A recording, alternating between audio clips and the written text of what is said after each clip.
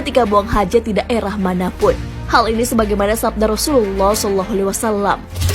Janganlah engkau menghadap kiblat saat buang air besar ataupun air kecil, dan janganlah membelakanginya.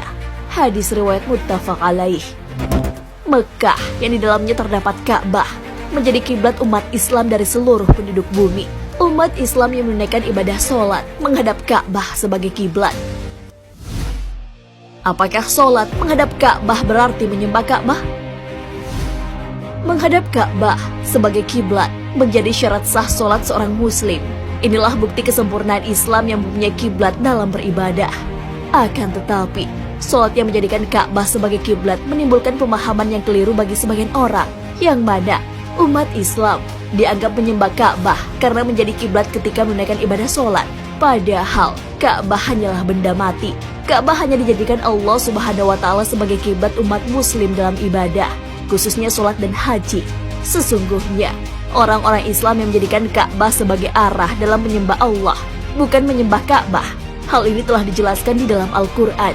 Allah Subhanahu wa Ta'ala berfirman, hendaklah mereka menyembah kepada Tuhan Allah Ta'ala, Tuhan yang memiliki rumah ini, yang memiliki Ka'bah. Quran Surah Al-Quraisy ayat 3. Ayat tersebut menjelaskan bahwa Baitullah atau Ka'bah adalah benda milik Allah Subhanahu wa Ta'ala.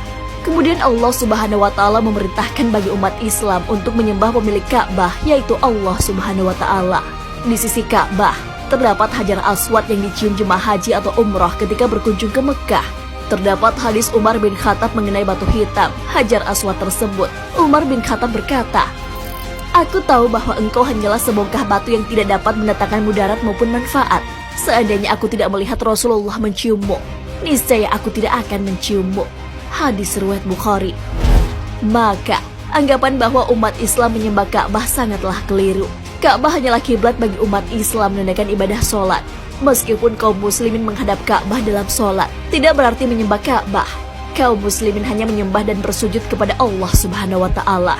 Ka'bah hanyalah kiblat untuk menyatukan kaum muslimin dalam beribadah kepada Allah Subhanahu wa Ta'ala.